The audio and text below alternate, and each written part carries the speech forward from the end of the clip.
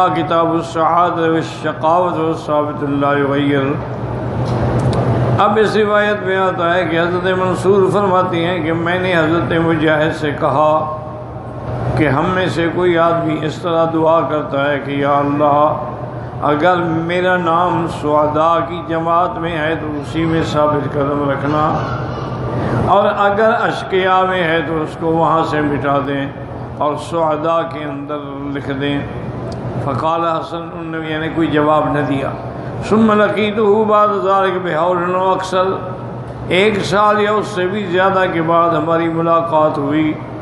فسألتہ عن ذلک وقال انا انزلناہ فی لیلۃ مبارکۃ الآیتین، قال یقضی فی لیلۃ القدر، کہ لیلۃ القدر کے اندر اللہ تبارک و تعالیٰ فیصلے فرما دیتے ہیں۔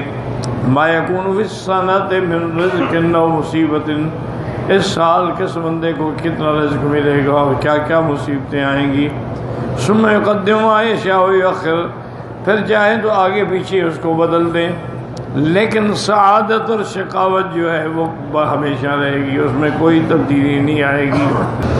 آپ نے فرمایا میرے آقا نے حضور صلی اللہ علیہ وسلم نے کہ ایک بندہ جو گناہ کرتا ہے رزق سے محروم ہو جاتا ہے، ولا يرد القدر الا بالدعاء، اور تقدیر کو کوئی چیز ٹال نہیں سکتی مگر دعا، ولا يزيد في العمر الا البر، اور عمر نہیں بڑھ سکتی مگر نیکی کرنے سے، نیک اعمال سے۔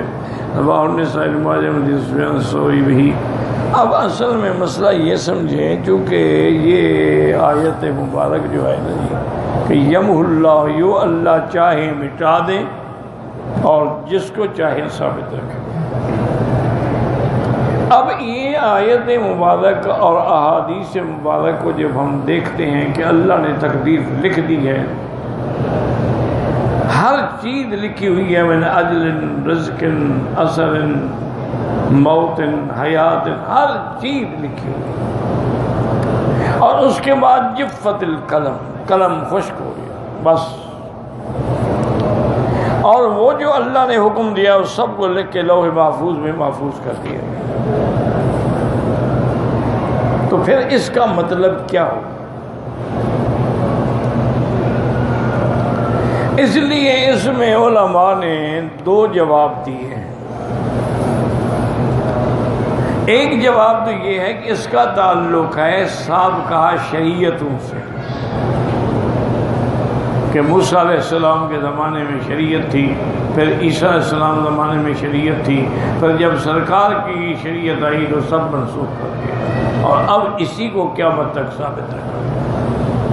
انہوں نے کہا اس سے مراد یہ ہے، ورنہ تقدیر کے فیصلے نہیں بدلا کرتے۔ اور دوسرا علماء یہ کہتے ہیں کہ بھئی تقدیر کی بھی 2 قسمیں ہیں، ایک مبرم ہے ایک معلق ہے۔ مبرم قطعی، وہ تو کبھی تبدیل نہیں ہوگی، اور ایک معلق ہوتی ہے کہ اللہ پاک نے بھی معلق رکھی ہے کہ اگر اس بندے نے توبہ کی اور میرے دروازے پہ آیا تو میں اس کی مصیبت ٹال دوں گا، تو جب وہ کرتا ہے تو وہ ٹل جاتی ہے۔ تو یہ بھی گویا کہ تقدیر میں لکھا ہوتا ہے۔ تقدیر کے اندر بھی جس کو اللہ چاہتے ہیں وہ بدل دیتے ہیں، مٹا دیتے ہیں، اور اللہ کی تقدیر کو کوئی چیز نہیں بدل سکتی مگر دعا۔ ولا یزید فی العمر الا البر، اور عمر نہیں بڑھ سکتی مگر نیکی سے۔ بڑھنے کا معنی یہ ہوتا ہے کہ وہ دن اچھے گزر جائیں، ورنہ اگر 100 سال ہے تو 100 سال ہی رہے گی، 110 سال نہیں ہوگی۔ لیکن یہ ہے کہ اگر زندگی اچھی نہ گزرے تو پھر کیا فائدہ ہے۔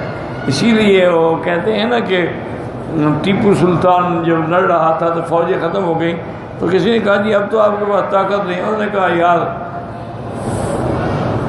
گیدڑ کی 100 سال کی زندگی سے شیر کی 1 رات کی زندگی بہتر ہے، میں رہوں گا تو عزت سے رہوں۔ اللہ تبارک و تعالیٰ کی ہر چیز میں حکمت ہے کہ اگر اللہ چاہتے ہیں وقت میں برکت ڈال دیتے ہیں، تھوڑے وقت میں کام زیادہ لے لیتے ہیں، اور اگر اللہ چاہتے ہیں برکت چھین لیتے ہیں. عمر زیادہ ہو گئی کام کچھ بھی نہیں ہوتا. وثبت في الصحيح أن صلة الرحم تزيد في العمر. وفي حديث آخر إن الدعاء والقضاء يعتلجان بين السماء والأرض. دعا اور تقدیر جو ہے آسمان کے درمیان میں جھگڑ رہی ہوتی ہیں، لیکن اللہ دعا کی وجہ سے تقدیر کو بھی بدل دیتے ہیں. اور اللہ یہ تھا کہ اللہ نے فرمایا کہ میں چاہوں جو چاہوں بدل دوں، تم کیسے اعتراض کر رہے ہو؟ اسی طرح ہر رمضان کے مہینے میں لیلۃ القدر میں جن کو جس چیزوں کو اللہ مٹاتے ہیں جس کو چاہتے ہیں ثابت رکھتے ہیں. من ارزاق الناس سے لوگوں کے رزق کے فیصلے مصائبہم آیاتہم ما یکسبون. وقال الحسن البصری رحمہ اللہ یم اللہ ما یشاء استقال من جاء اجلہ یذهب ویثبت والذی یحییہ. آپ نے فرمایا جس کا وقت آ جاتا ہے وہ چلا جاتا ہے، گویا مٹ گیا، اور جو ابھی زندہ ہے وہ باقی رہتا ہے.